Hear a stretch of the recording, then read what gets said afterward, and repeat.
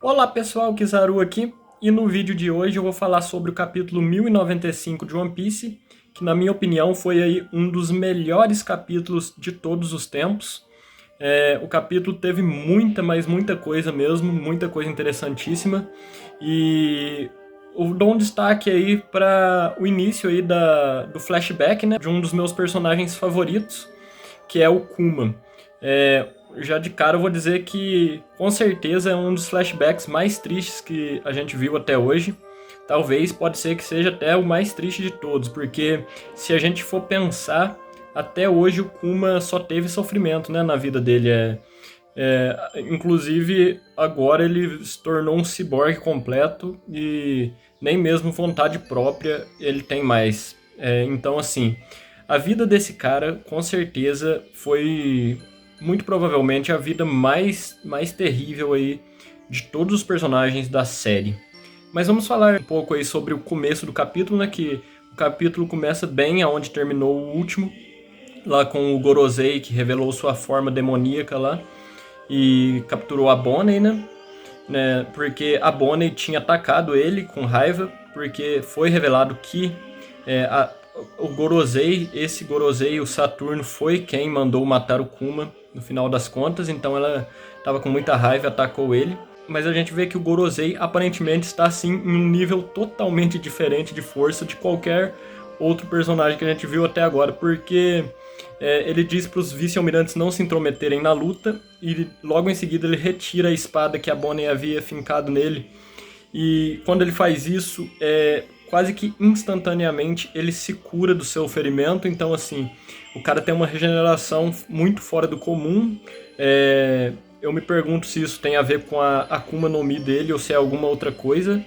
Ou se ele realmente não é um usuário de Akuma no Mi, né? Que ele é um poder específico dos Goroseis mesmo. Talvez eles sejam realmente demônios do passado distante. Então, assim, o cara tem uns poderes muito estranhos. A gente viu também ele conseguir fazer as pessoas ficarem paralisadas nesse capítulo, né? Ele fez isso com a própria Bonnie, com o Sanji, talvez até mesmo com o próprio Kizaru nesse capítulo. Pode ser que ele tenha usado isso no Kizaru também, porque já falando aí então sobre o Kizaru, eu tenho que admitir que fiquei um pouco decepcionado com como acabou, né, a luta dele com o Luffy nesse capítulo, porque de certa forma ela foi meio que interrompida mesmo, né, pelo Gorosei aí, mas eu não diria que nenhum dos dois realmente venceu a luta. Afinal de contas, essa luta, nenhum dos dois estava realmente dando tudo de si,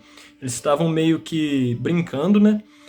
O Kizaru nunca realmente teve vontade mesmo de matar o Vegapunk, porque eles têm algum tipo de história juntos do passado e tudo mais, então assim, ele não tinha realmente vontade de matar ele. E a gente vê que o Kizaru disse nesse capítulo que ele não poderá se mover por um tempo. Inclusive ele fala, desculpe Saturno, mas eu não posso me mover agora, eu acho que eu vou ficar um tempo assim, né? Então, isso pode ser três coisas diferentes. A primeira coisa pode ser que o soco do Luffy realmente tenha deixado ele incapaz de se mover. Outra coisa pode ser o próprio Gorosei usando um dos seus poderes nele, né, que não deixam ele se mover mais. Pode ser um tipo de punição, né, que o Saturno esteja utilizando nele. E em terceiro lugar, pode ser mesmo que ele esteja fingindo estar incapaz de se mover, porque ele realmente não quer ter que fazer a sua missão, que é matar o Vegapunk, o que é algo muito possível também. Então vamos esperar, né, os próximos capítulos para ver o que se confirma aí. Depois disso, a gente começa a ver aí já o passado do Kuma. Se não me engano, começa há 47 anos atrás. A gente vê que ele nasceu em uma família comum e o pai dele é de uma raça nova que a gente não sabia até o momento, que é uma raça chamada Os Bucaneiros. Essa raça, aparentemente, é uma raça meio que mista de humano com gigantes, porque eles são maiores do que humanos comuns e têm muito mais força física do que os humanos comuns, mas não chegam a ser gigantes mesmo. Então, eu acho que é basicamente uma mistura dessas duas raças aí. E essa história do Kuma é realmente muito triste, porque O governo mundial descobriu que a família dele era dessa raça aí, né? O pai dele especificamente, a mãe parece que era normal, humana normal. E aí eles foram todos escravizados e o Kuma logo perde aí a sua mãe e também o seu pai. Outra coisa muito importante também que nos é revelada sobre o Kuma e a família dele e sobre essa raça no geral, né? É que parece que é uma tradição dos bucaneiros passar a lenda do Nika de geração em geração. Ou seja, eles provavelmente têm sido escravizados há muito tempo, o que é algo muito triste, né? E outra coisa que também pode ser dita é que talvez o próprio Joy Boy, o Joy Boy antigo, o Nika original, muito provavelmente ele pode ter sido dessa raça também dos bucaneiros, porque se a gente for lembrar, lá em Maria Joyce, o Imo tem lá guardado um chapéu de palha gigante, né? Esse chapéu de palha pode muito bem ter pertencido aí ao Joy Boy original, e agora parece muito mais ser possível que ele também tenha sido dessa raça dos bucaneiros aí, ou seja, informações muito interessantes reveladas sobre a raça do Kuma nesse capítulo. Outra coisa que esse capítulo faz também é a gente ficar com muito mais raiva ainda dos Tenryubitos, né? A gente vê o quão lixo esses caras eram, porque eles realmente destruíram completamente a vida dos bucaneiros e mataram toda a família do Kuma. Então realmente dá muita raiva desses caras, né? Eu espero realmente que o exército revolucionário consiga exterminar aí a maioria desses caras, porque não tem realmente muita redenção para essa galera não. Falando nisso, inclusive, eles fazem de 3 em 3 anos um tipo de caçada humana. Eu realmente não entendi exatamente muito bem como funciona essa caçada humana, mas o que eu entendi é que eles eliminam raças a cada 3 anos, eles fazem alguma espécie de torneio ou algo do tipo, e o Kuma, depois de perder seus pais, foi obrigado aí a participar desse torneio e tudo mais. Então, assim, é terrível, né? Ele já tinha perdido seus pais e, além de ser um escravo ainda desde a infância, é obrigado a participar desse torneio aí, correndo o risco de perder a vida a qualquer momento. Então, assim, a infância do cara foi terrível mesmo. Outra coisa também incrível desse capítulo é que finalmente começamos a ter aí o famoso flashback de God Valley, que tem sido esperado há tanto tempo, né, pela maioria das pessoas. E vemos o Figarland Garling também nesse capítulo, muito jovem. Ele lembra realmente bastante o Shanks. Não acho que é uma cópia idêntica ao Shanks, mas ele realmente lembra bastante o Shanks. A gente vê que as Tenryubitos, mulheres, gostavam muito dele. Ele já era um cavaleiro sagrado na época, há 38 anos atrás, né? E assim, God Valley não era um território do governo mundial na época. Eles foram lá, mataram o rei de God Valley e tomaram um lugar para si. E nessa época foi lá que eles fizeram a tal caçada humana, e o Kuma estava lá também.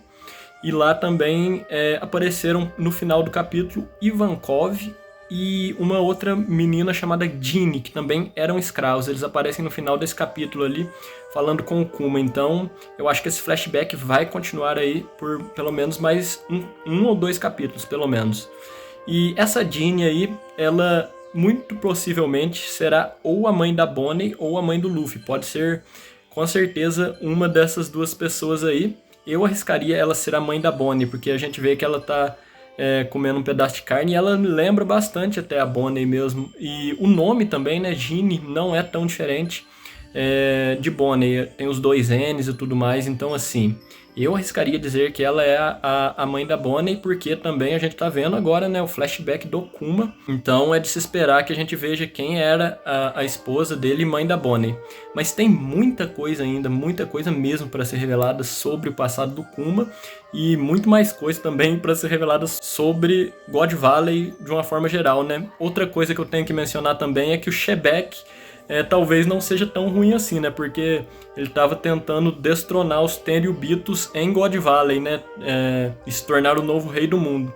Eu acho bem difícil que eles sejam uma pessoa pior do que os Tenryubitos. Então, assim, a gente começa a ter uma perspectiva diferente sobre esse personagem aí. E outra pergunta que surge também é por que Roger e Garp estavam lutando pelos Tenryubitos em God Valley. É algo bem estranho, né? Muito estranho mesmo, porque a gente sabe que o Garp e o Roger sempre foram bem contra, né, os Tenryubitos. O Garp, apesar dele ser marinheiro, ele não gosta do Tenryubitos de forma alguma. Inclusive, ele já rejeitou a posição de almirante por causa disso. Então, assim, tem muita história aí para ser contada ainda. Que capítulo foda, cheio de informações, gostei demais. Um dos melhores capítulos, com certeza. Finalmente vendo mais aí do passado do Kuma, e ele é tão triste quanto eu esperava que fosse ser. A única decepção mesmo do capítulo foi aí que a luta do Kizaru e do Luffy aparentemente acabou daquela forma lá. Eu considero quase que como um empate mesmo, porque assim, a gente vê que o Luffy também está totalmente fora de combate, né? Ele lutou contra o Kizaru no Gear 50, só que ele não conseguiu realmente derrotar o Kizaru. Lembrando que o Kizaru não está desmaiado. O Luffy, eu acho que ele está desmaiado, e o Kizaru não está desmaiado, ele está só paralisado, mas desmaiar mesmo ele não desmaiou. Então assim, eu pessoalmente considero um empate a luta. Mas digam aí nos comentários o que vocês acharam desse capítulo aí. Eu achei foda demais, muito bom mesmo. Pena que não vamos ter, né, capítulo agora na semana que vem, mas fazer o que, né? Vou ver se eu consigo dropar mais algum vídeo aí diferente na semana que vem. Deixem seu like se tiverem gostado do vídeo. Não se esqueçam de se inscrever no canal também, se ainda não forem inscritos. E até a próxima então, galera. Valeu!